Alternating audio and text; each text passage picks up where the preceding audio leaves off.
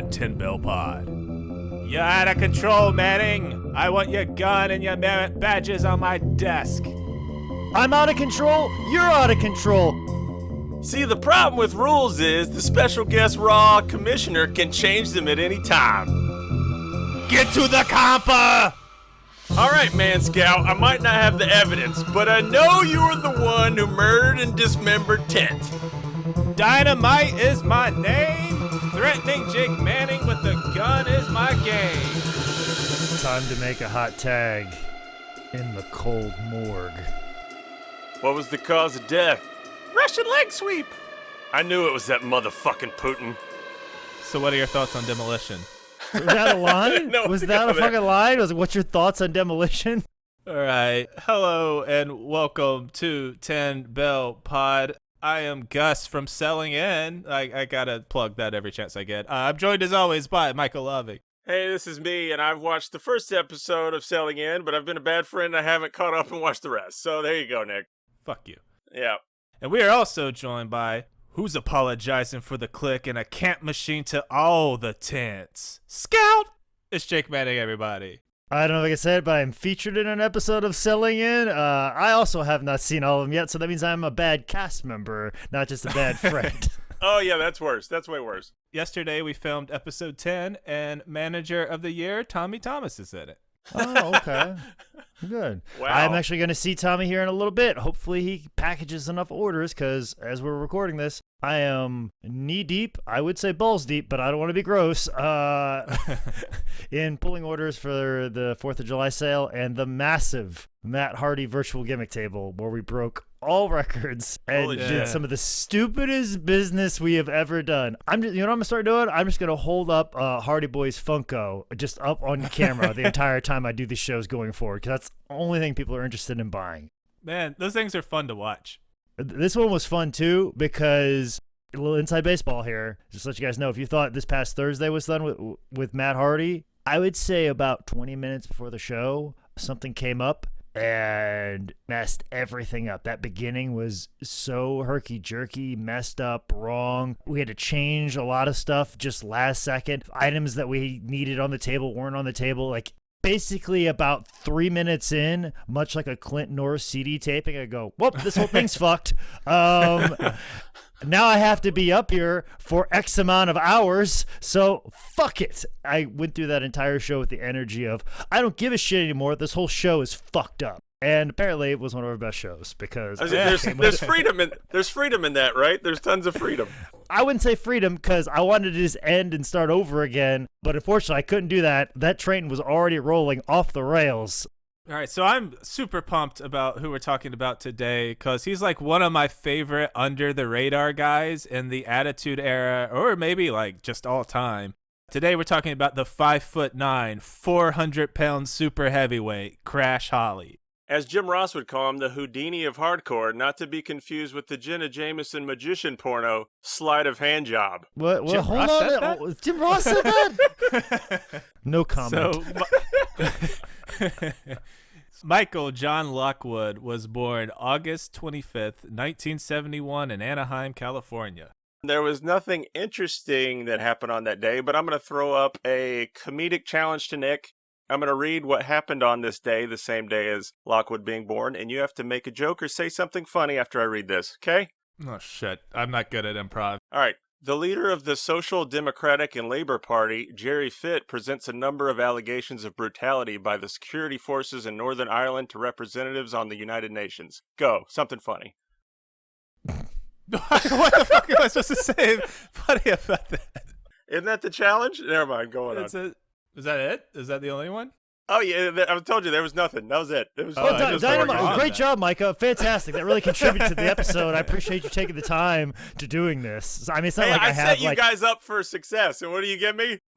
Nothing. All right. So Michael wasn't too big of a fan of wrestling like when he was a little kid. It wasn't until he hit 8th grade and he tuned into Primetime Wrestling where Bobby Heenan sucked him in. I knew there was a reason I love this guy. Right. Once hooked, Mike dove super hard into old wrestling, new wrestling, becoming a tape trading supermark.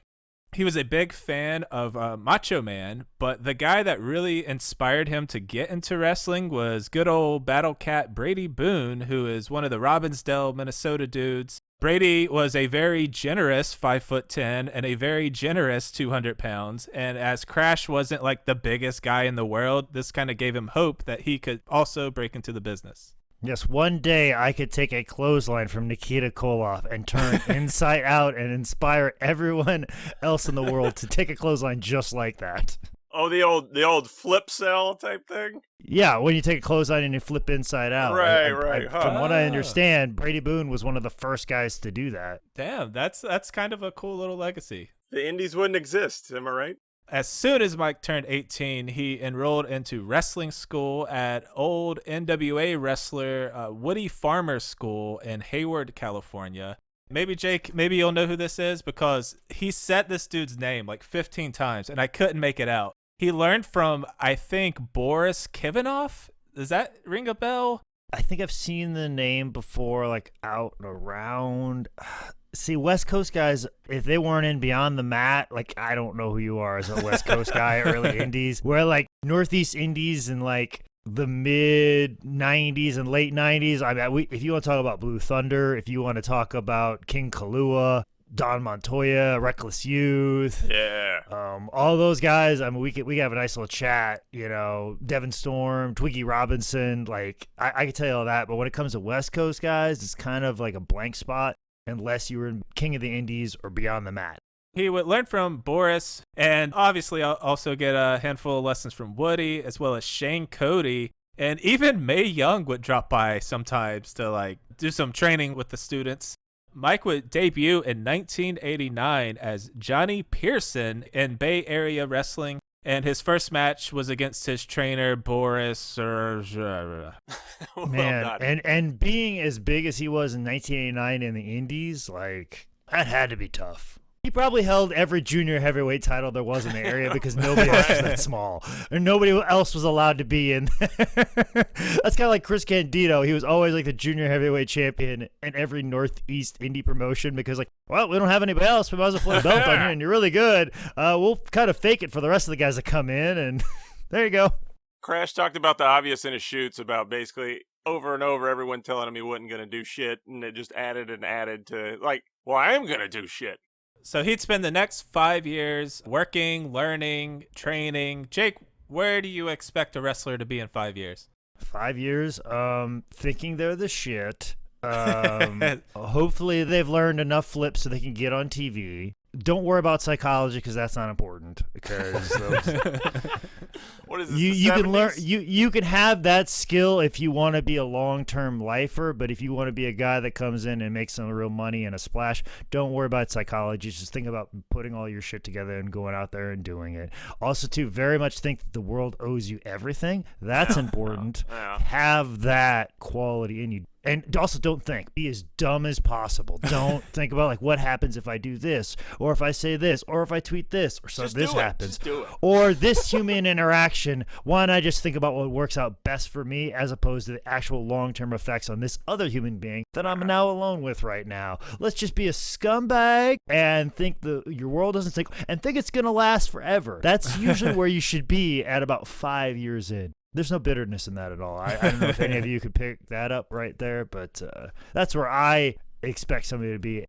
By 1996, Woody's school, and I assume his promotion, had shut down. So Mike made his way to California-based All Pro Wrestling, where he became the Leprechaun Aaron O'Grady. As Jake alluded to, he'd hop right into the junior heavyweight title scene. Told you. Boom! First losing in the finals of a tournament against Super Diablo. By March of 97, O'Grady won the title, and then he'd go on to lose it in May to Chris Cole, and then from there he just kind of got steady work in All-Pro until November of 97. You guys see any of his early matches? Man, Crash was a good-ass wrestler. Yeah, there's Aaron O'Grady versus Donovan Morgan versus Chris Cole. Crash was doing all types of crazy-ass balcony dives, and not just doing them, but nailing the shit out of them. He's got Mike Modest matches there. I mean, it's some awesome shit, man. He really is a lot of fun there. I haven't seen any matches, but cheap plug. Crash still had some leftover Leprechaun 8x10 photos when he did the shoot interview with Michael Bakikio at Michael's house back when High Spots was based out of Michael's house. And he signed a bunch of them, Mike Lockwood, and they're still available on the website because people don't even know that we have them on the site. And because of all of the autograph craze with the virtual gimmick tables, like one thing that people have been doing have been like buying stuff on our website and then auctioning them off for double the price. And sometimes that kind of clues me into something like, oh, this is on the site still? Oh shit, we got more of these? Oh, well, I'm going to jack up the price on the website and then put this on the virtual gimmick table for less money. And one of those items was basically these Leprechaun 8x10s, and it's a very young Crash Holly, and you're like, man, I can't even recognize him as Crash, but these are clearly his because they say Leprechaun on it, and they're the nice 8x10 photos that I'm sure he barely had enough money to pay for, and he still had like some of them, and he signed a whole stack of them when he came in for the shoot interview with Michael like a year or two before I ever came to High Spots. And we actually still have some, and I just auctioned them off. So it's just funny to see him like, man, this is young Crash Holly, and like he signed these and they're still around. So it's just fascinating to me. And you'll probably see them on a virtual gimmick table, but they're definitely on the website. Much more expensive than they were about a week or two ago. I think it was Ron Simmons' week that you sold a Mike Lockwood autograph, and I was like, damn it, Jake, you're like a month early. Yeah. It's because somebody bought it for $9.99, and I'm like, what? Because we're like, what? This is for $9.99? Like, oh no, we can't do this. This is too. So then I adjusted the price on the website, and I think I rolled it up for $20. But they are still available. One of the weirdest things I found on YouTube involving Aaron O'Grady is if you want to see Crash do a kayfabe in-character interview on like a TV studio talk show setup where it's just a normal kind of local newscaster asking him questions and he's like, check me record, lad. I'm the #1 contender. I wait for my opponents to make a mistake, then I capitalize with my speed. And it is the weirdest fucking kayfabe situation there. All right, Jake, another question for you. So you're still greenish, but you've finally made it into that promotion that's giving you a spot every time they run a show. What's your mindset? What are you doing as a wrestler here? I need to be the champion. That was easy. Just like, oh, I've been wrestling here for a while. I need more money. Cash or creative, as JR would say. And I don't disagree with that statement. If you've been there for a while, you tend to get neglected and they always think you're there. It depends on what your attitude is. But if you've been there for a while, you're like, I need to get to bigger and better places. And the second you get to bigger and better places, that place goes, oh, we're not good enough for you. We gave you a start. It's like, no, it's not that. It's just the cycle of the way it worked. And it's whatever. It's stupid. It's all fucking stupid. If I could delete the app for pro wrestling, I would. But I've already deleted Twitter. I've already deleted Instagram off my phone. There are days that I wish I could delete the app of professional wrestling off my phone. But I got to keep it on there because that's how I make my money.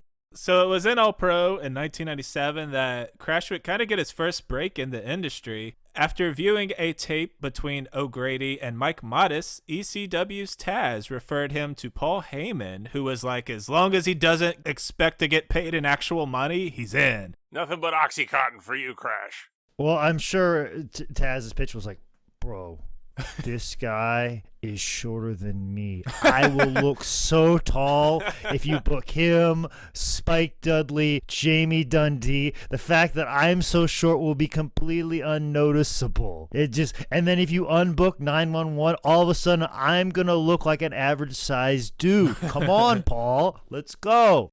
Aaron O'Grady would head over to ECW, basically doing some put-over jobs, taking L's to Spike Dudley, Just Incredible, and would even do a dark tag team match at November to Remember against Spike Dudley and Chris Shetty. You can find the Just Incredible house show match. It's on Daily Motion. It's cool to watch because I didn't know it existed when I actually did some searching, but kind of cool to see. But everything else, I couldn't find that damn thing. What are you talking about? I converted a lot of these over to digital format and put them on DVD. Like I figure they're some on of them fan maybe cams. on the network. Yeah, I figured there's a lot of fan cams. Oh yeah, there's tons of fan cams. Like Yeah. I definitely have gone through a lot of them that had Aaron O'Grady on it. And I always remember the thing that Crash talked about why that never worked out is because Spike kind of saw himself as the little guy. So he's like, oh, you're going to bring another little guy? Much in the same way that comedic wrestlers get when you see another comedy guy or another character guy. Like, oh, you bring another character guy? Like, you trying to push me out? Believe it or not, like comedy character wrestlers, we're all very competitive. We all don't like each other. We all feel like each one of us has stolen our spots, and we all don't want each other around. Even though if we just would work together and cycle through and work, we'd be fine. But you're always like, oh, well, that guy's there at that promotion. I can't be at that promotion, or this guy's over here. I can't be in this promotion because you got book this guy. Then there's no need for me. So I'm sure it's the kind of the way for the small, scrappy guy. And of course, if you're Spike and you're already kind of hanging on by a thread, I'm sure someone like a Paul Heyman is like, well, if you're not happy with the pay you got tonight, I got a guy that came in for no money that I could just start using and putting on TV. His name's Aaron O'Grady. We can make him my Spike Dudley. Or it's kind of that thing when you're a comedian named Nick Alexander and there's another Nick Alexander comedian. Yeah. And then you freak out about it. You're like, I'm just going to change my name. And then the pandemic wipes out all stand-up comedy. And then he's like, all right, I'm Nick Alexander now. I'm the last one standing. I'm the Highlander. I'm just going to switch to a symbol soon because it gives me so much anxiety. Oh, that's good. I like that. You're the Highlander, Nick. Do any of those Nick Alexanders have podcasts or as successful as this one? Come on. And you've already got the Christopher Lambert, like, little half ponytail from one of the later Highlander series. So, I mean, just go ahead and embrace it. Yeah, you're movie Highlander. Don't be TV Highlander. And Highlander, when we're talking about an Aaron O'Grady, Leprechaun, full circle. That's how you do improv. Lights out, end scene.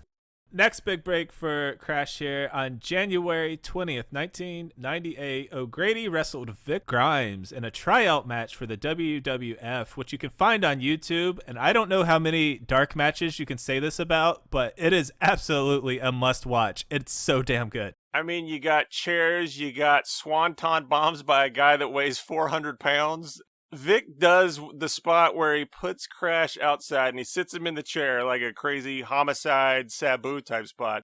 If people can't remember, Vic Grimes is the dude that New Jack threw off the scaffolding through like 40 tables and you thought you saw a murder. So I knew I remembered his name for some reason. What? You didn't know this? Oh, my God. Oh, my God, Nicholas. Why are you the host of a successful wrestling podcast? You don't know the Vic Grimes? Get out of here. Yeah, justify yourself. Stumble over that justification. All through Crash's shoot interview, he kept bringing up Vic Grimes, Vic Grimes, Vic Grimes. And then I saw all these matches, and I was like, I know who this is. Who the fuck is this? Well, whatever. But anyway, let me jump back in here on this this dark match. The fact that they were allowed to do the stuff they did in a dark match, right? And this is kind of like at a point they're like, we need talent. There's talent out there. Let's see what they can do. And then somebody does something stupid, and they're like, nope, can't do that. Nope, can't do that. Nope, can't. And then all of a sudden, tryout matches / dark matches became like very watered down. Then all of a sudden, it's like, all right, well, we got these guys in OVW. They need matches. Let's just get somebody in there that could possibly almost fucking die in Brock Lesnar's hands 3 months into wrestling. But the story behind this particular match is they were actually looking at Vic Grimes. They really wanted Vic, who's the guy that can give him the best match. And they're like, well, there's this guy, Mike Lockwood. And then all of a sudden, as the match is going on, people are like, who's this little guy? This is the guy we should be looking at. And it turned out being the thing that eventually got him hired. A match to check out that got Vic and Lockwood this tryout match is an APW match where they did a Falls Count Anywhere, which has the worst lighting you have ever seen in your entire life. But it features a spot where Crash Holly gets in a car and runs Vic Grimes down and smashes the shit out of him. So that's a fun thing you should check out. Like Jake said, Micah wasn't expecting anything out of this tryout. He was there to basically put over Vic, make him look good. However, in 3 weeks, they would both get signed to contracts, which must have been a pretty nice surprise. While Creative was hammering out the details, Mike kept working for NWA and All Pro until WWF sent him down to Power Pro Wrestling in Memphis to train. And those Memphis shows are just like, it's interesting. Like, it's like proto-developmental territory. I think the thinking was like, hey, we would send guys to USWA, or guys would come in through USWA, and then we worked them up, much like Men on a Mission, Ahmed, very early. Like, we'd send them there, and they'd work a few months or about a year. Or if guys got hurt, we'd send them down to USWA. They'd kind of get a couple matches on the belt before we brought them back to TV. And then, of course, they're like, well, what if it did like a whole territory thing? And then like, yeah, sure. And then why don't we hire some of the best wrestlers in the fucking world and put them there? Like Bryan Danielson, Brian Kendrick, I think Reckless Youth was there, Ron Killings.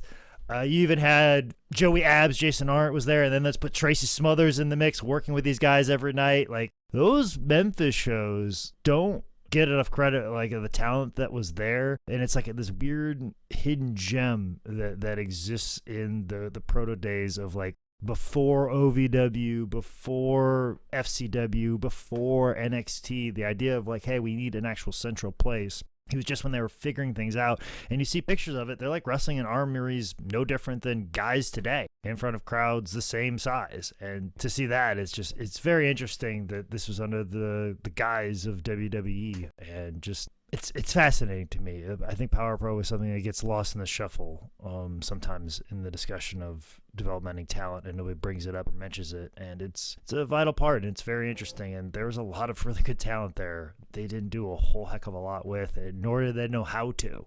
After that, Bruce Pritchard would send Mike down to Mexico to be part of WWF's Lucha Libre show, WWF Super Astros, which was just a show they were using to try to break into the Latin markets.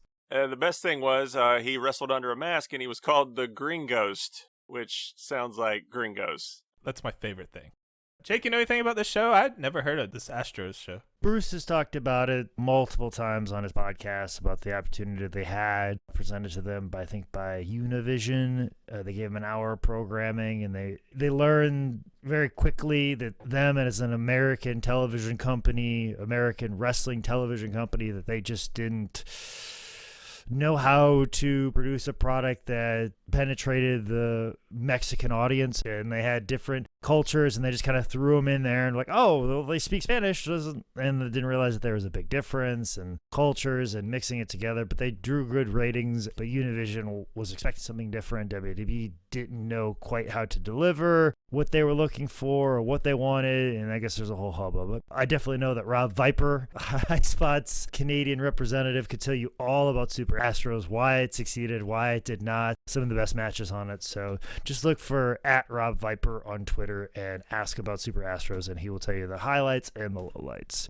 Crash had a little trouble down in Mexico with some of the boys, since he was a goddamn American immigrant going in there and stealing jobs. Crash felt that it created a lot of tension, and he felt that in a lot of matches he was starting to get stiffed. So he called up Bruce and told him that, like, he just straight up didn't feel safe there anymore. So Bruce brought Crash back, and that led to a dark match with Kurt Angle, and it went well enough that Creative finally had something for him. On August 16th, 1999, on an episode of Raw, super heavyweight Hardcore Holly was cutting a promo amidst a feud with The Big Show, and Hardcore needed a little backup, so he called for his cousin, and out came 400-pound monster Crash Holly. They gave Crash the old behind the hidden door, who is this, who's going to come out surprise appearance too. So they gave him like a solid filmmaking reveal shot here. It was kind of cool. And of course the story goes that Hardcore Holly fucking hated Crash. When he first got told that, oh, this is going to be your cousin. And basically just kind of, it's one of those things where they're walking down the hall and they walk close together and they're like, what are we going to do with Mike Lockwood? What are we going to do? What are we going to do? And then you see him walk by Hardcore Holly and like, oh, yeah, they look like relatives. Let's do that. And of course, fucking Hardcore Holly hated every second, because anything new or anything mildly different, fucking Hardcore Holly fucking hates with the brightness of his sun. But I'll tell you what, Hardcore Holly, loyal employee to that company. And I don't know if there's ever going to be a time where I get to tell this story about Hardcore Holly. But this may be the time. I've never told this on a podcast before. Like just to give you an idea, like anytime I've dealt with Hardcore Holly, he's been fairly nice. And I think he lives in Iowa right now. That makes like sense. Not far from where I grew up. Because he's like, hey, it's cheap. Fuck it. and he's also a big deer hunter, so like that area, like there's a lot of really good deer hunting. Like I almost wanted to, like, at a Wrestling Revolver show, I almost want to be like, hey man, if you want some good deer hunting, there's a spot on my family farm. I could hook you up with my father and give you a phone number, and you can work it out. So having Hardcore Holly walking around my parents' farm with a gun, like, that's as nice as it gets. But I'll never forget my first Extra Talent spot. I believe it was in 2006 in Charleston, South Carolina.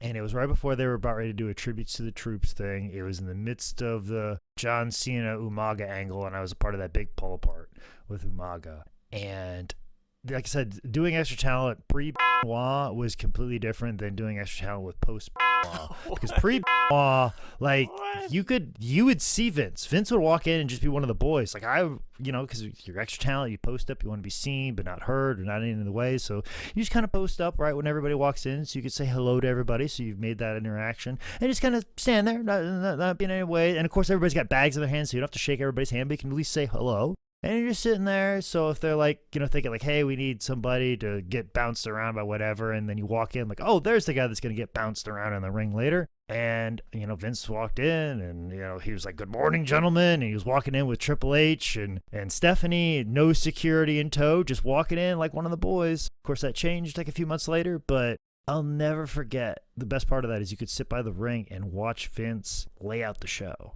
And he was a master at just like, all right, you need to be here when this is said, and just blocking and setting things out for a promo in a ring. He's a genius at it. And he did the whole thing, and I got to see it, and it was amazing. I remember him walking out of the arena area, and he's just walking casually, and all of a sudden, Hardcore Holly just comes rolling up and gets right in Vince's face. And Vince looks incredible. He's got this wonderful pink tie, like Bret Hart neon pink tie on with a gray suit. It looks real sharp, but Hardcore Holly just gets right in Vince's face and says, "You look like a F-word slur." Oh no! Oh boy! Wow! In that tie. Wow! And I will never forget this as long as I live. Vince McMahon didn't blink.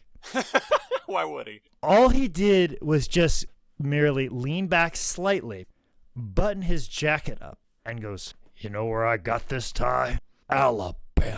And then walked off.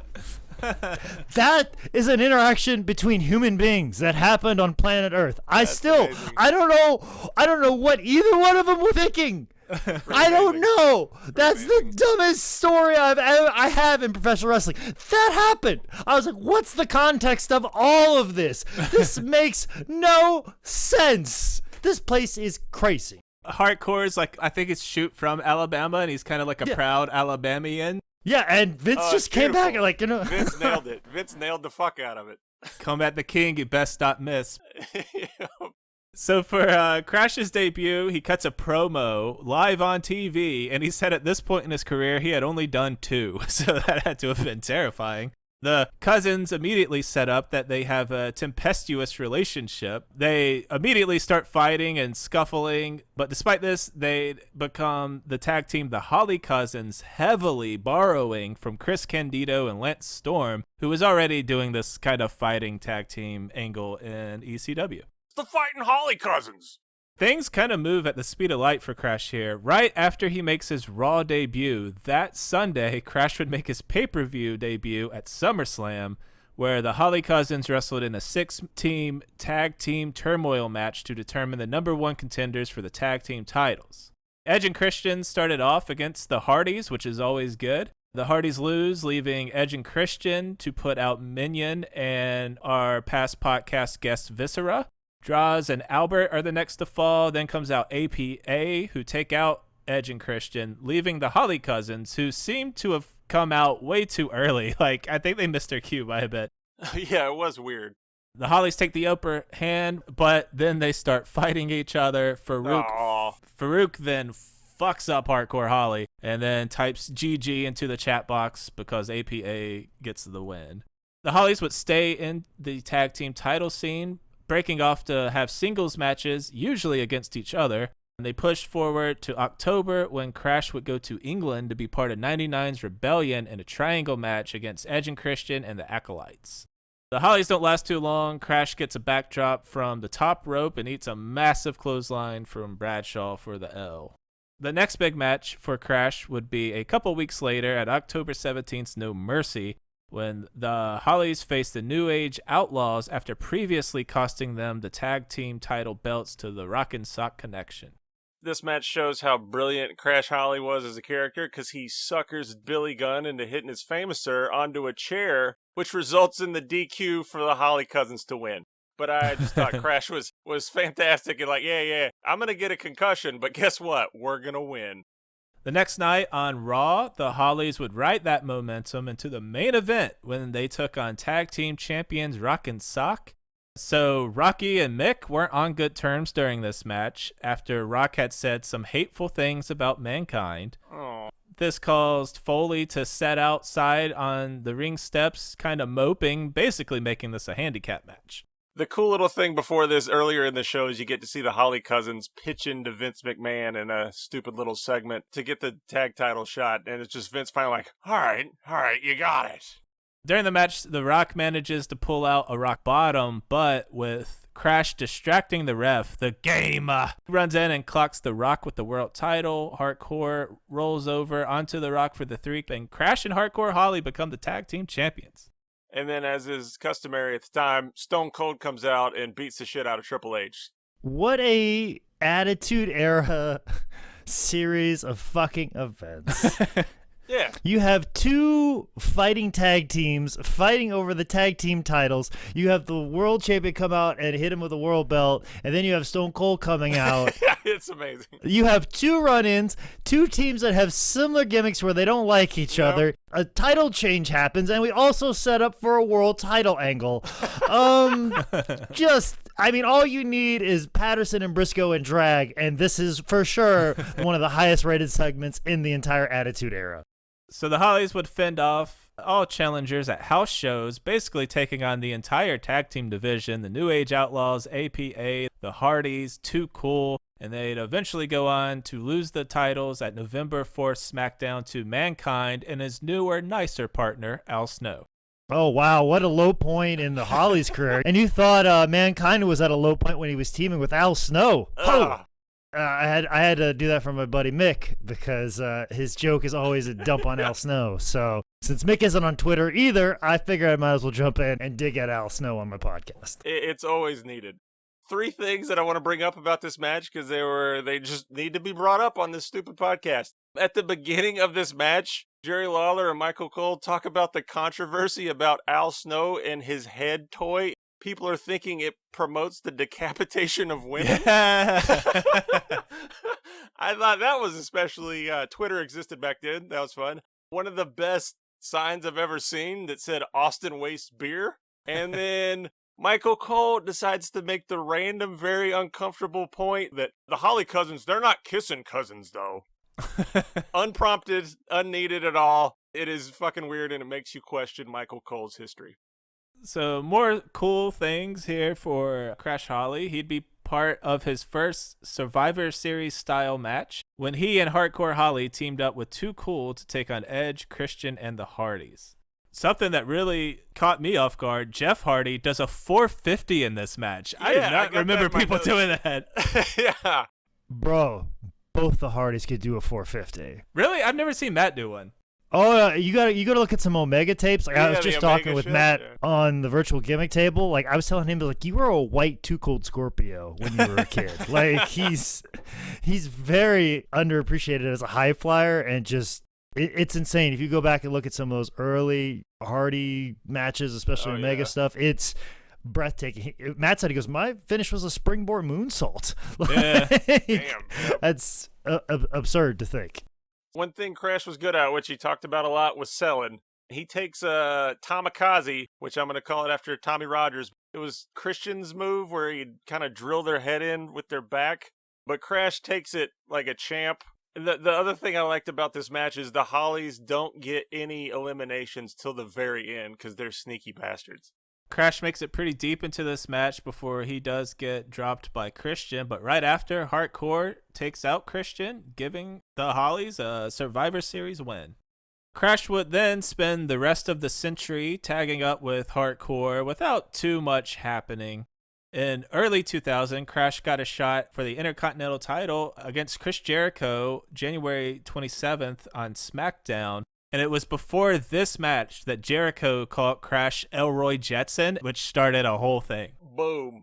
This is like a really good TV match. They go balls out, wall to the wall.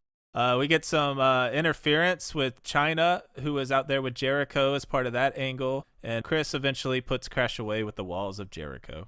Then we get into the angle that Crash Holly will forever be remembered for.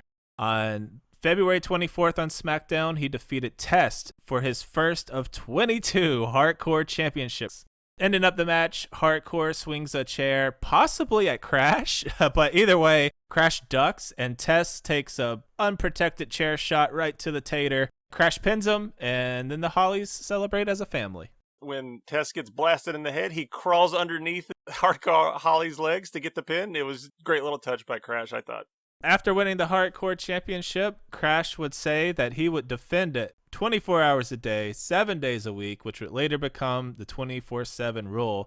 What are some of your favorite Hardcore title changes here with the 24/7 rule? We got to talk about when they wrestled at the Arcade Fun Time, wrestling down the slide in the ball pit. I mean, the Mean Street Posse dressed up in every fucking imaginable gimmick at the airport. They were clowns. I think one of my favorite moments is Gerald Briscoe celebrating in silence as he pinned Crash while he was sleeping. Yeah, that's one of my favorite ones, yeah. Not many people remember this, but Crash Holly was the reason that Mae Young went into labor to give birth to Hand. Mae Young did a splash on Crash Holly, which caused her tummy to rumble, which then pushed her to give birth to Hand. Not many people give credit to that. You got to give respect to Ivory for trying to pin Crash during a massage. That was cool. The parking valet that tried to pin Crash. And then one of my favorite dumb little jokes is a referee ripped off his referee shirt to try to pin Crash and bring in his own referee. Let's rewind back to something you said a few title changes ago. Okay. Mae Young jumped off for a splash, and that caused her tummy to rumble. And that caused her to give birth. Micah, are you unaware of the concept of childbirth? That it's not like a tummy ache where like, oh, there's a bit of a rumble in my stomach because I ate a little too much pasta tonight. Whoop, I got a baby. Tummy rumbled. As if she had just a little bit too much ice cream. Oh, no, I'm actually pregnant. I did not know. Is that what you're establishing? When women are pregnant, their tummies rumble as opposed to the movement of a human being inside of their body happens. But it wasn't. All he did was dislodge a hand.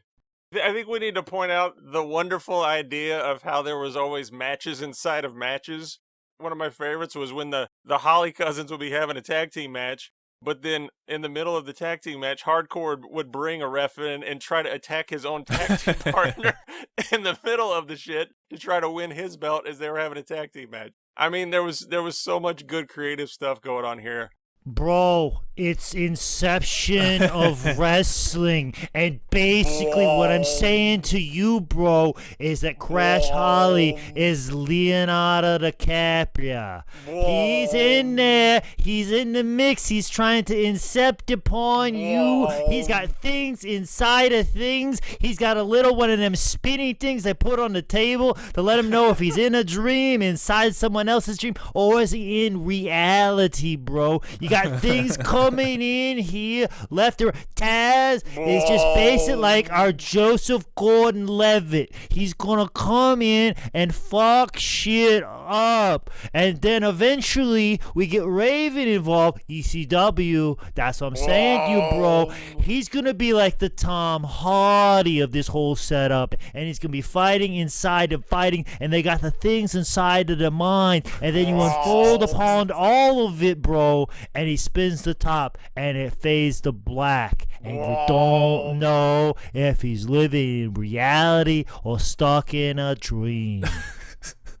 They ripped my Nitro off from 11/18/99. Was fucking bullshit. I tried to get the ring to fold in upon itself several times, but Bob Bush would not allow me to do so. So I said, no, I ain't coming into work unless you allow me to let the ring fold in upon itself on Terry Funk wearing the hardcore title, which is not like the WWE hardcore title. So I said, fuck it, and I went and saw a San Francisco Giants game. Deuces, Bob Shaw and Bob Doo.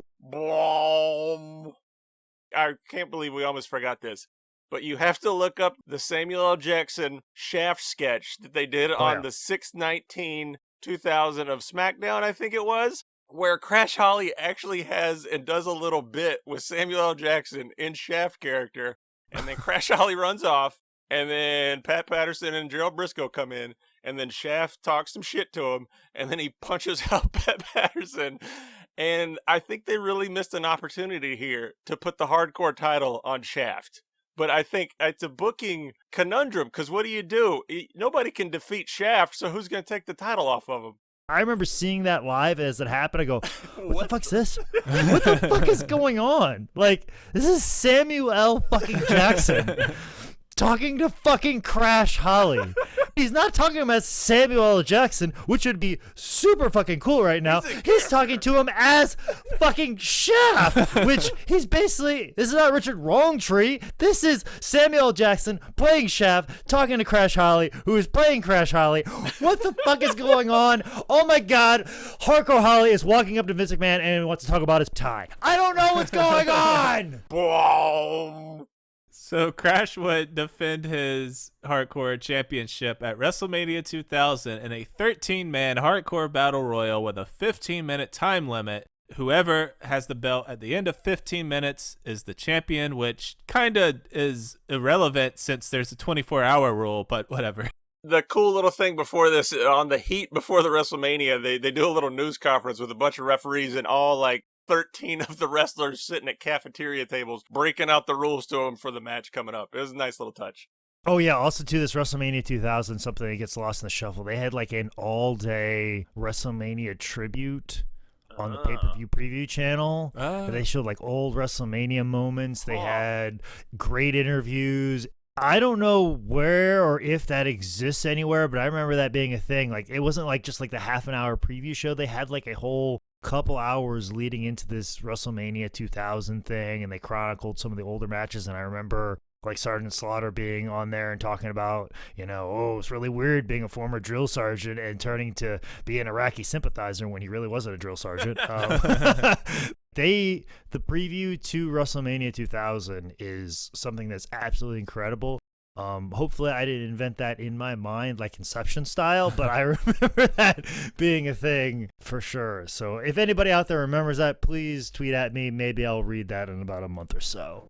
I remember as a kid always watching it was like the pay-per-view channel, and then they'd be playing the preview. So and I knew my mom would never let me get it, but sometimes the preview would run over like an extra minute or something, and you'd be like, oh my God, maybe they forgot to turn it off. Maybe I could watch this. Like maybe this is just going to be free because they messed up, and then it would turn into squiggles, and I'd be like, fuck. Well, is that not how all you guys got introduced to porn? Because that's how it would work. There would be 2 to 3 minutes of run over, and even no matter what it was wrestling, movie, porn, whatever, and you would get 2 to 3 minutes of free porn wrestling movies, and it shaped my childhood tremendously. So in this match, we have Taz, the Mean Street Posse, APA, the second biggest man in this match, Viscera, Hardcore Holly, Kai and Tai, the Headbangers, and then the super heavyweight himself defending his title, Crash Holly. I think they really missed an opportunity to do like a fancy 4 split screen gimmick here so we could follow all the shit. Certain times you hear like trash can smashes and chair smashes and you're like, what the fuck's going on? It kind of adds to the atmosphere and makes it exciting, but a split screen gimmick could have been kind of cool here. We touched on this match when we covered Mabel, but man, it's just crazy. Highly recommend watching it. Just the good old botched his shit ending. Check that out. Yeah, so Crash is supposed to take the 3 count as the time limit expires. You know, they do it all the time. The ref hits 3, but the time ended at 2. Oh, no. But they fucking mistimed it, and Hardcore Holly wins the Hardcore Championship, even though he was not supposed to. It's even weirder. He doesn't hit the 3 count, but Crash doesn't kick out. But then JR, you can tell, doesn't know how to play it. Yeah, it's so awkward. He's saying like, Crash kicked out. But then they show the replay and he clearly didn't, but he didn't hit the 3 count, but he still gets the belt. I sound like I'm fucking it up because it's such a conundrum. It's such a big fuck up. I always wonder how many times this has happened in wrestling, or like something like a Royal Rumble where like a guy accidentally, he's trying to do like a fancy, dramatic, I'm going to get eliminated. Right. And then Shawn Michaels my way back up into the ring. How many times has that dude just fallen out and then he's out of the match? Jake, have you ever seen this? Have you heard of this? Have you seen this? I can't say, but I was definitely terrified about it when I was going to get my first win at the over-the-top Rumble. Because there was a couple of moments like, oh, I don't know if this can work out for me. All it takes is for somebody to just bump the rope and I fall. Right. All right, so next up for Crash is 2000's Backlash in a 6-man hardcore title match. It's Crash, the Hardys, Saturn, Taz, and Hardcore. And the stage setup for this is fucking crazy. It's like these big moving scythe things. Yeah. And it will lead to a holy shit chant when Matt Hardy and Crash climb up on one of them. It's a fucking crazy spot. The one that got me is where Saturn throws Crash onto the set, onto the metal bars, and he breaks shit. Like, it breaks part of the set. It was like, oh, God. Crash would eventually pin Taz for the win, and then he gets out of there, and he does this really cool, like, crawling on the ground cell back to the locker room, and I thought it was a nice touch. He was so good at that stuff, man. Crash would then be part of 2000's Insurrection from London, England, and Crash had been going around England challenging Englishmen to fights for the title. Later that night, he was on commentary on the pay-per-view when an Englishman finally did step up and fight him, the British Bulldog, and a power slam later, Crash lost his title. And I just like to say, I think that blue jeans and no-shirt British Bulldog is highly underrated. I like to liken blue jeans and no-shirt British Bulldog to American Badass Undertaker, and I don't think he's getting the proper credit he does there. Please do not even bring up Biker Taker in the presence of no-shirt blue jeans, black Doc Martin boots, British Bulldog. It is appropriately placed. Also, too, way to make up for the fact that Shawn Michaels beat British Bulldog for the European title in the UK. You know what? We'll have you beat Crash Holly for the hardcore title. That should make up for fucking everything. Between hardcore matches in spring of 2000, Crash would get involved in the light heavyweight title scene, as well as qualify for 2000's King of the Ring. At the pay-per-view, he took on Shield 1.0's Bull Buchanan. Crash hits Bull with a sneaky pin and roll-up for the win. Then he'd head on to face Kurt Angle in the semifinals. I remember this happening, Crash having some steam behind him. I think this was kind of like a test to see if, okay, well, maybe we can kind of break Crash away from the hardcore scene. Maybe he can be the light heavyweight guy, but also, too, maybe we can put him in the mix for, like, an IC or something. Maybe he's a mid-card guy that we can kind of, and then maybe if something happens, maybe we can tell a compelling story with him in a main event picture for a SmackDown, maybe not a pay-per-view because, just the landscape's a little bit different at this moment in time, but maybe this is a guy that can be kind of in the mix, not just a comedy thing in the middle of this hardcore division. It's something that's kind of bolstering it up. I mean, he's very entertaining in this. Maybe we put him over here against some serious wrestlers and see if it jives, see if he can get to that next level. And throughout the pay-per-view, they kept like pushing him as like the Cinderella story. And I wish they would have pulled the trigger. The opening to the Bull Buchanan match is cool, how they try to establish this, because you got Bull Buchanan just being like, yeah, this little twerp, and he throws him out of the ring a couple times, but Crash takes 0 seconds to kind of recover. He immediately jumps in the ring and starts forearming the shit out of Bull Buchanan. Bull throws him out of the ring, but Crash keeps coming back and back. It's simple, but it's a real well-established way of just showing that Crash ain't backing down. He's got a heart that weighs more than 400 pounds. God damn it. In the semifinals, Crash would lose to Kurt Angle. It's a pretty good match, under 4 minutes. It's real good, man. Kurt hits him with an Angle slam. Good game. Kurt goes on to win the King of the Ring, which, it's fucking Kurt Angle. He deserves it. But this could have made Crash Holly for like several years, I think. There's a near fall where Crash hits a missile dropkick on Angle, and it's so good and close and dramatic that you can feel the crowd wanting Crash to win. Like when he kicks out, they're like, "Oh shit, man!" And just so everybody knows, if Crash would have won, we would have had a Crash Holly versus Rikishi King of the Ring finals.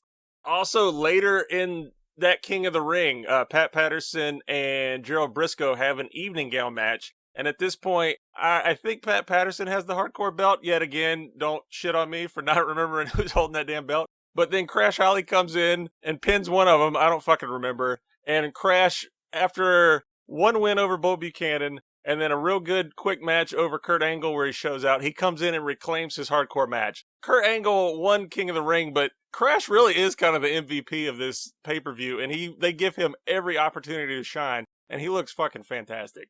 Next up would be 2000's Unforgiven, where Crash would be in the Hardcore Open Invitational with a 10-minute time limit. It's kind of like the WrestleMania match. We got Al Snow, Crash Test, Saturn Funaki, and champion Steve Blackman.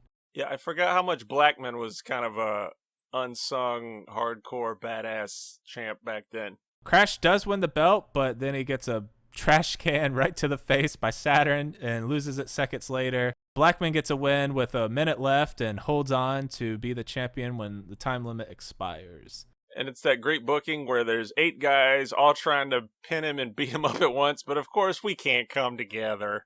Then on Raw, November 13th, 2000, Crash Holly got a shot at the world's title. He said he could beat Kurt Angle with one arm behind his back, which is how he comes out, but it was a ruse and he used 2 hands. But both hands aren't enough to beat Kurt. He loses to the ankle lock. And then afterwards, Kurt attacks Crash, which brings out Hardcore Holly, which brings out Edge and Christian, which brings out Limp Bizkit Taker to clear out the ring. You know what? After Jake defended Limp Bizkit so much, I went back and put a couple songs on my playlist. Bro, take a look around. You want to get fucking hyped? Like, I know that's from the soundtrack of Mission Impossible 2, which is the lesser of the Mission Impossibles, but goddamn, take a look around. That's a banger and a fucking half, man. And fuck you for anybody that lived during that era and didn't have a red Yankees cap. Fuck you for everything I said. You did. It's in your closet right now with your old shot putting shoes right now. I promise you. I had a red Yankees hat, but I wore it forward. No. What are you, a dad?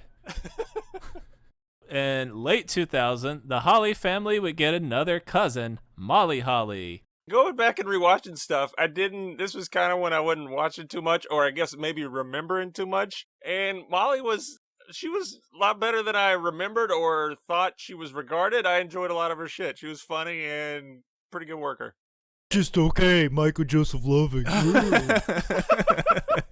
Fuck you. You should worship the fucking ground that woman walks on. I don't know if we're going to be under the monarchy system here in America at some point in time, but if we ever fucking do, we could only be so fucking lucky to have Molly Holly be our fucking queen of America. Like, this woman was fighting for the opportunity for women to just be treated as fucking athletes and legitimate professional wrestlers. She was fighting for that in the midst of pudding matches, bikini contests, women having matches in the highest of stiletto heels, and this woman was fighting for what all of the women have today, or at least what they are still fighting for. Let's say they have, the journey is not done, I should say. But she was fighting for it in the most difficult of times, and anytime that there was an opportunity for her to get it caught up in the hokiness, she was for it. She was about it.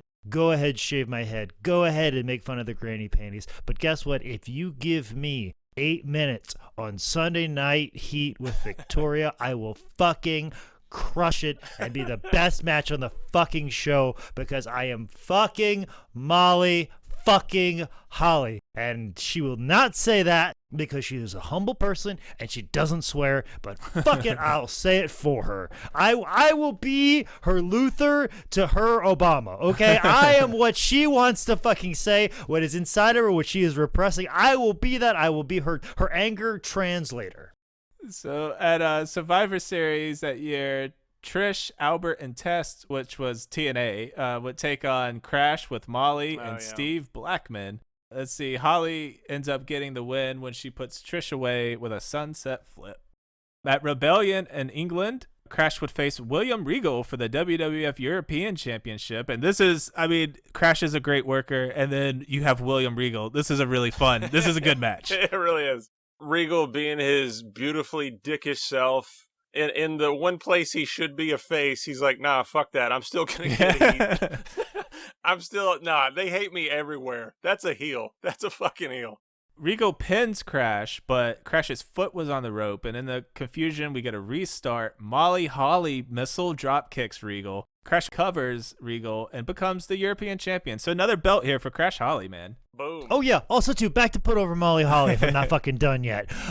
She was in WCW doing missile drop kicks barefoot because she was Miss Madness. She had an evening gown on. She had to take the fucking heels off, climb the top rope, and missile drop kicking motherfuckers bare fucking foot in a fucking evening gown. Give that woman the fucking crown she deserves to be our fucking queen of professional wrestling. Crash would lose the belt just 2 days later, back to Regal. But man, he's picked up some gold here.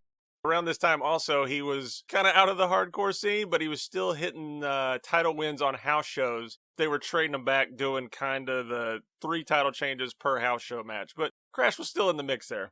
Well, because he was the guy, you know? It's one of those things that he was so identified with that, and anytime you pull him away from that, it's almost like golden handcuffs in a sense, that he was the guy that made that hardcore title as successful as it was. And people didn't recognize it. They're like, oh, this hardcore title thing's really getting over. Well, Crash is doing good. Let's try and break him off and put him in the mix of the European title or light heavyweight. And let's do some things over here. And then all of a sudden you start realizing, like, these hardcore matches aren't as good as they used to be. What's going on here? I don't know.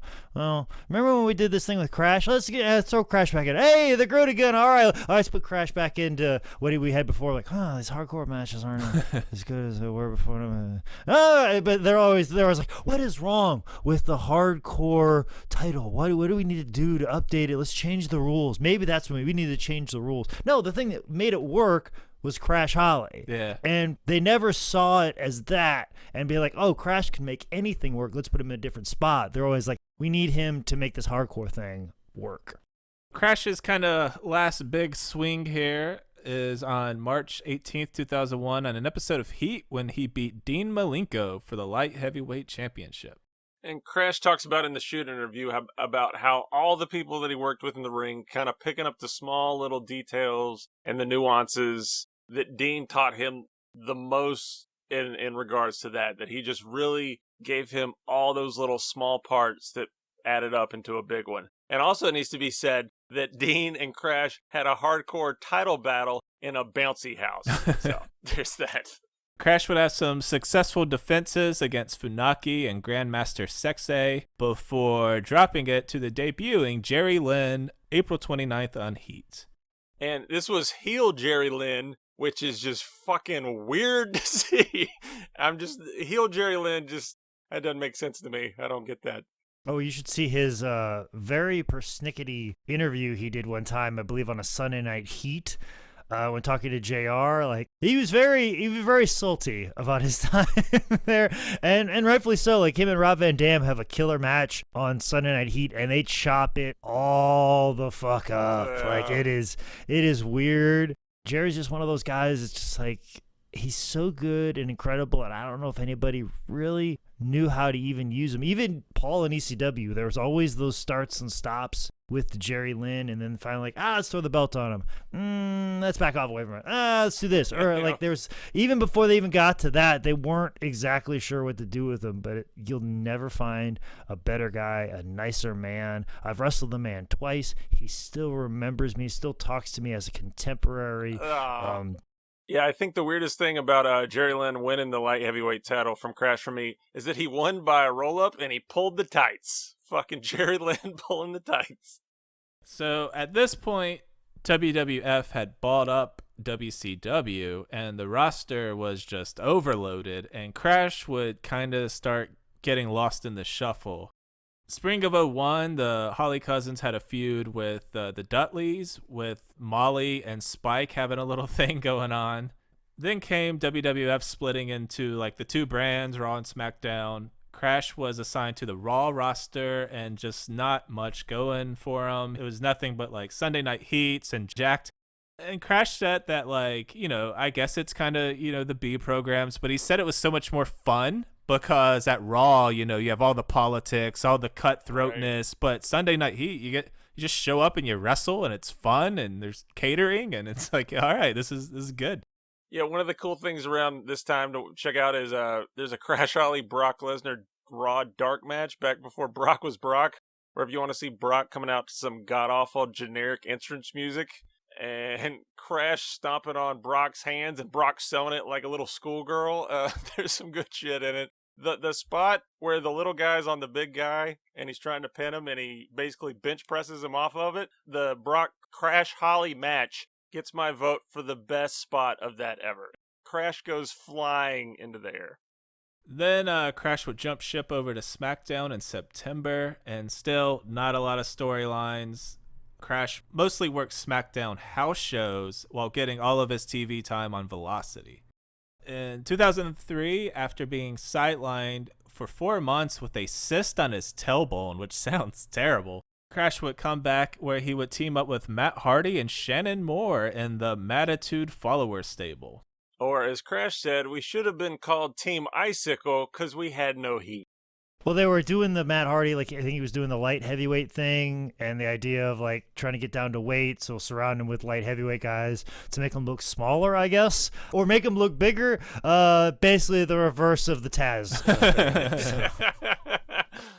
Crash said they were the only faction to never have a 6-man tag match ever. It was always singles and tags, but they never had a true 6-man tag match.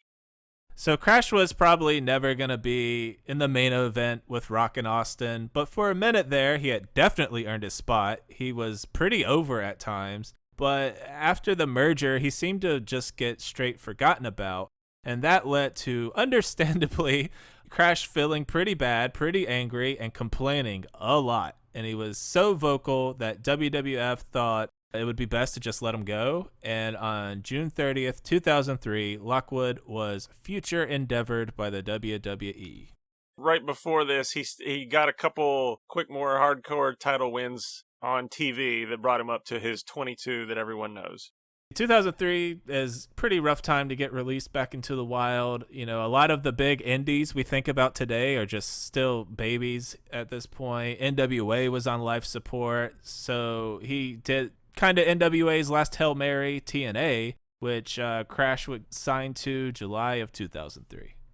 That's when they were doing the weekly pay-per-views, and I think he was even like teaming with Shark Boy at the time, and it was an interesting thing. And it was just one of those things where like, oh, okay, well he's here now, and that's what NWA TNA is basically. Former WWE guys come in and do this, and they haven't really gotten an identity yet. It's still like, hey, I'm Jeff Jarrett. I'm Jared Jarrett. We got a promotion now. And where are we going to run? The Nashville Fairgrounds. Because every time that you're looking for a national TV deal, you start running shows in the Nashville Fairgrounds. So that's just kind of how it was and still was up until maybe 3 or 4 years ago. So it's not like John Zandig's going to pay a hefty fee for Crash Holly. And then at the same time, too, Crash is kind of seen as a gimmicky thing, so Ring of Honor doesn't want him. All right. There's really not those super indie companies. Imagine a Crash Holly getting released and there's a AAW, Black Label Pro, GCW, Fest Wrestling, Northeast Wrestling. Gosh, I'm leaving out so many different promotions right now just because I haven't seen their names in months because we're in the middle of a fucking pandemic. Wrestling Revolver, all different companies that could have just utilized. Crash could have been wrestling every single weekend, and that's hell. The guys that just got released a few months ago, they could be wrestling every weekend, but I've forgot their names. So yeah, it's just 2003 couldn't be any worse time. Also, that's when a lot of crop of younger guys are coming in.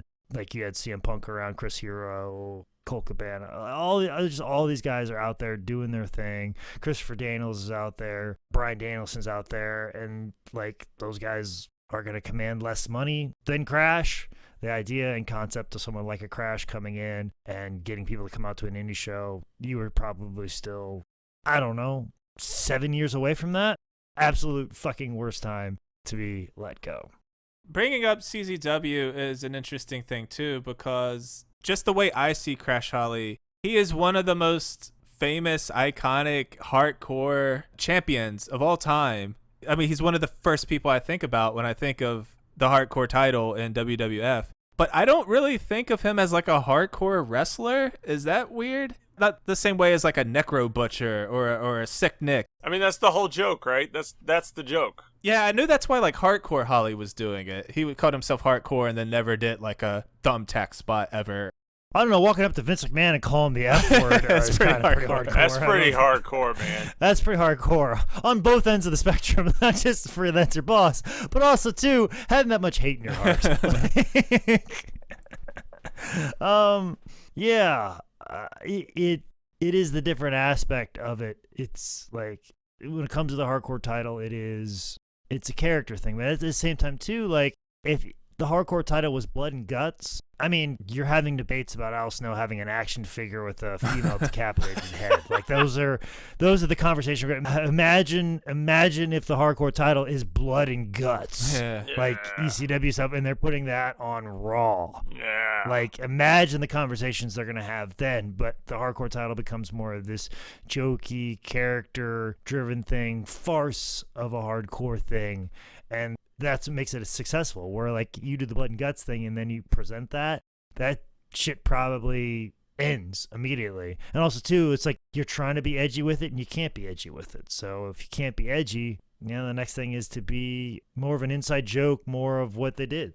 Using his TNA gimmick, Mad Mikey, on November 1st, 2003, he'd have his final match ever when he and Rory Fox defeated Quentin Lee and the Human Time Bomb with Ricky the Dragon Steamboat as special guest referee in a match for the Heartland Wrestling Association. Rory Fox still wrestles, still lives in Iowa. Just saw him mere days ago. Oh, nice.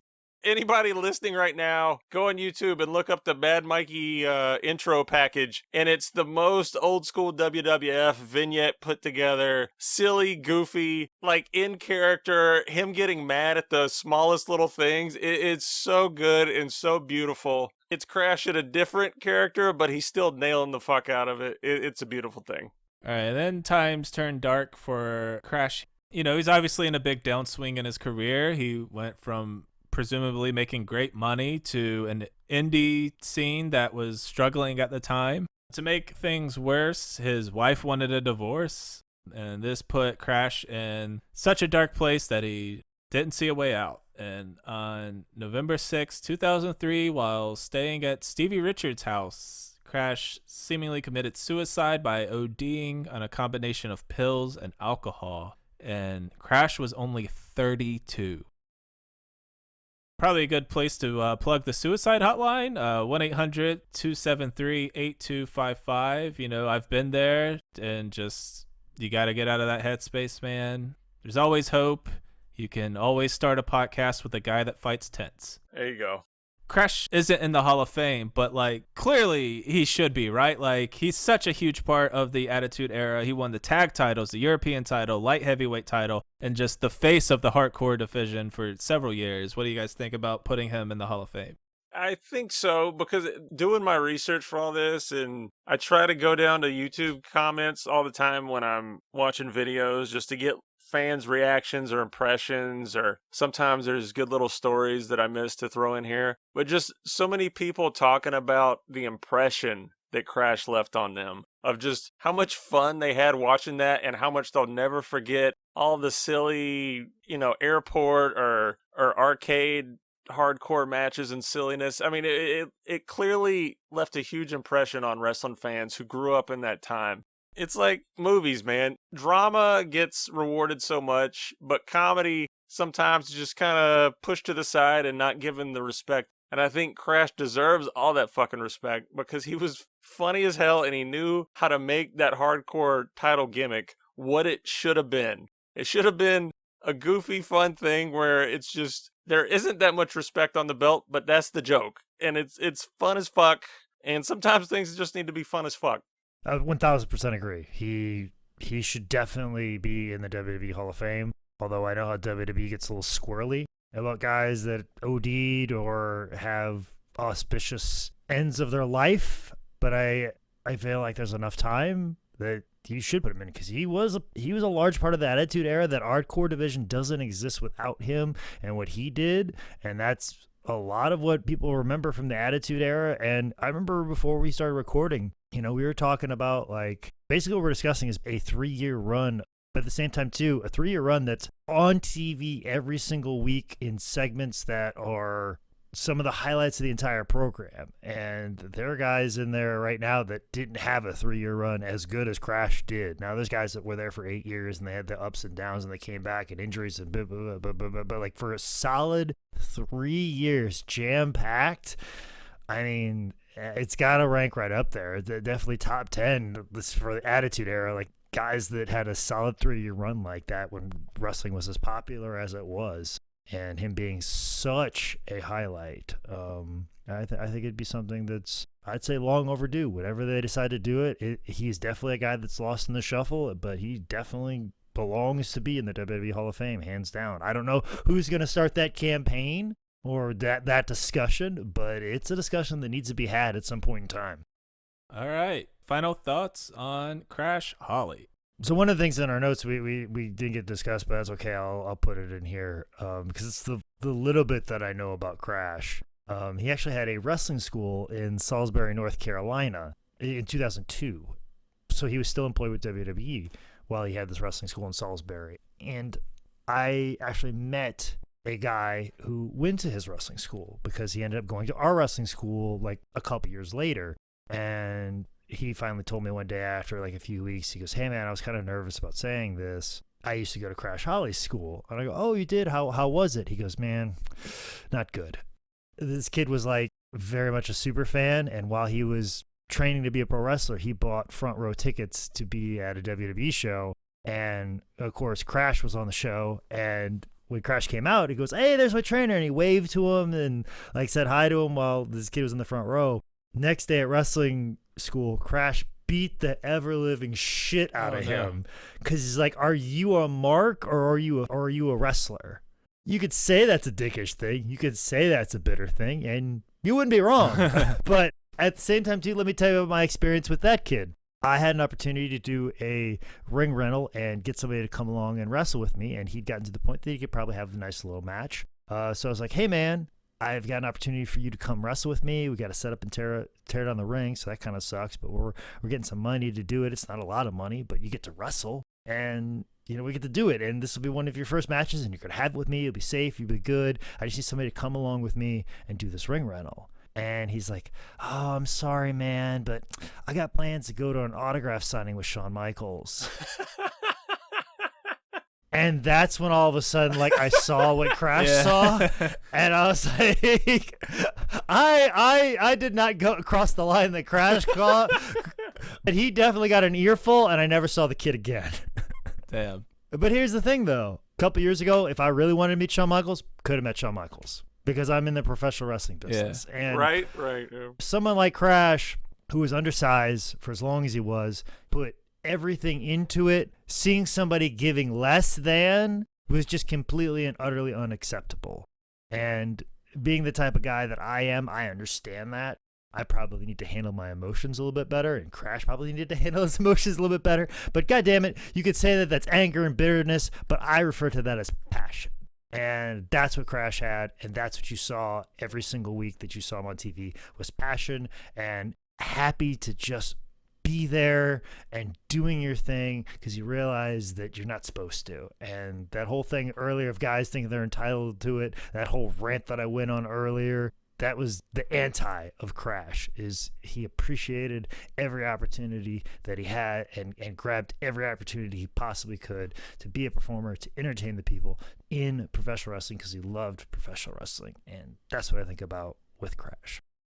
I always had like a soft spot for Crash. I was drawn to him for some reason. He's like low key one of the great comedy wrestlers, I think. I mean, so many fun, funny, memorable things. He enjoyed comedy wrestling. I mean, he was like a leprechaun before he got to WWF. So he's always down to do some silly gimmicks, some fun spots. And man, he was good. Like he had a style that was like 20 years ahead of its time, because if you look at some of his early stuff, just the flip in Hurricanrana he did and like some of the crazy dives he did, he didn't get to show any of that off in WWF. If he could have like just held out, or maybe born a decade later, if Ring of Honor or PWG got a hold of him, he could have done like some really cool shit. And he wanted to make pro wrestling better. Like he described himself as like a defensive wrestler. Like he was there to like make other people's moves look good. And he always wanted to make sure the other guy got over, not just him. And I think that's a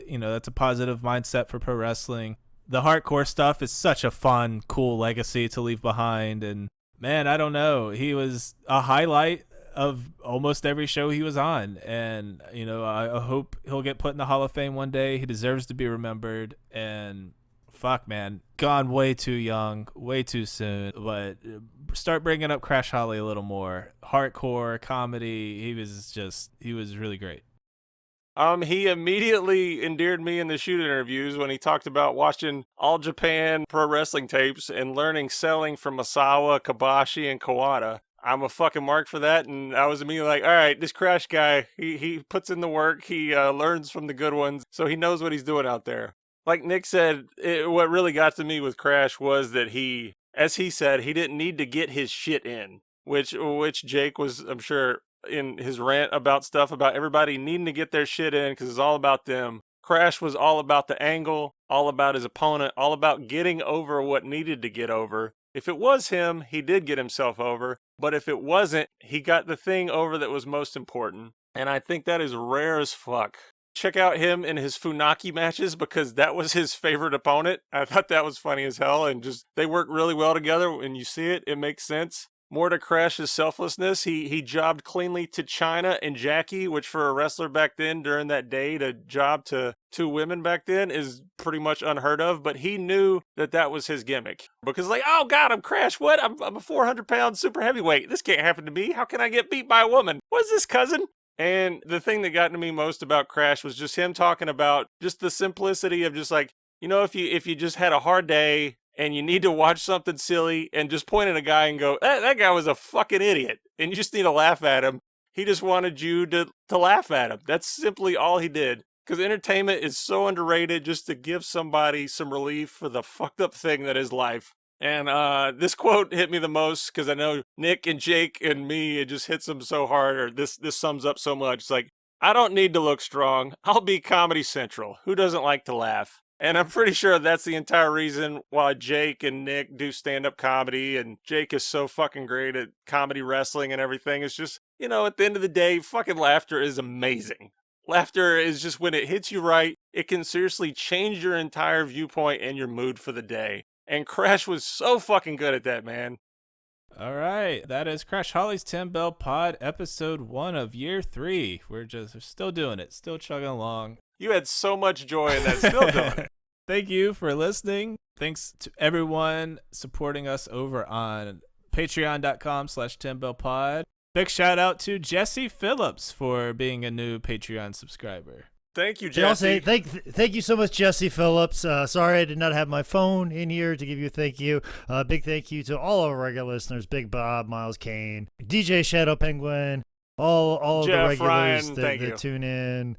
Adam. Bunch of other people. I'm sorry that I have neglected all of you, but I appreciate all of you. And sorry I'm not on social media as much anymore, but hopefully I will rectify that situation here in the next couple of weeks. I'm feeling better. I actually, for the second night in a row, I was able to sleep in my bed for an entire night for the first time in about 2 months. So where have you been sleeping? A tent. Yeah. No, basically my couch with the TV on. Oh, that's good. I know that. Yeah. Because the problem is when I'm in my bedroom alone with the lights off, that means I am alone with my thoughts, and I don't want to be there. So at least with the TV on, my brain can shut off enough that I can at least get some sort of rest to then work 12 hours out of a fucking day at high spots. So yeah, these Sunday auctions are the worst because I have to work on Saturday and I get no days off. But at least I know my boss has the same issue as well. So between me and Michael Bakikio, we haven't had any days off. I know Michael's wife is very much annoyed. I'm getting very much annoyed, but the money that we make on them via the fan support means the absolute world to us, and we're starting to bring employees back. So thank you to everyone who's jumped on the Facebook virtual gimmick tables that we do every Thursday and Saturday and sometimes Sunday when we allow it, because you guys are allowing employees to come back, and we just hired 2 new people. So nice. We have given people that were going to be unemployed coming into this pandemic, we have given them jobs, and that's all because of fan support. And because of the fan support that you've given 10 Bell Pod, you have obligated me to come on here and talk on a microphone when I'm going through a mental break. I don't have a Patreon for How Did This Get Booked, so I hit pause on that one while I get better. But this one, I feel obligated to you, the Patreon subscribers. So if you guys want to keep pushing me to the brink every time, keep giving to the Patreon. I think Nick and Micah will probably do some bonus stuff, but it's going to be a little bit before I do some bonus stuff on there. But maybe I'll dig up some older matches that I feel happy with, or I've learned to be happy with over the years. And I'd just like to thank Jake that I'm keeping the doors open by the $15 I spent on my Mountie autograph that I did on the virtual gimmick table. Did you buy something? You also got a George South book. I got a George South book too. Nick, what have you bought? I bought some high spot stuff. I got a Heenan autograph. I got a Lodi autograph. Lodi? I got a solely to make me mad. Solely to make me mad, by the way. I was like, if I order this, Jake's going to have to pull it, and he's going to be grumpy about it. But all right, let's wrap this up. I don't know. Support high spots, fight the patriarchy.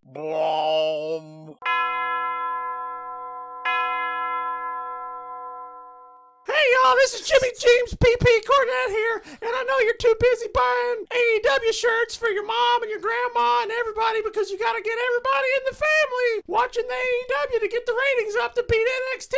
But if you could just go to Patreon and give them 10 Bell Pod Boys some money, I know they'd appreciate it because they actually do real moves and they know how to work a match unlike these spot monkeys. So quit buying AEW shirts and give 10 Bell Pod some money. Wendy's.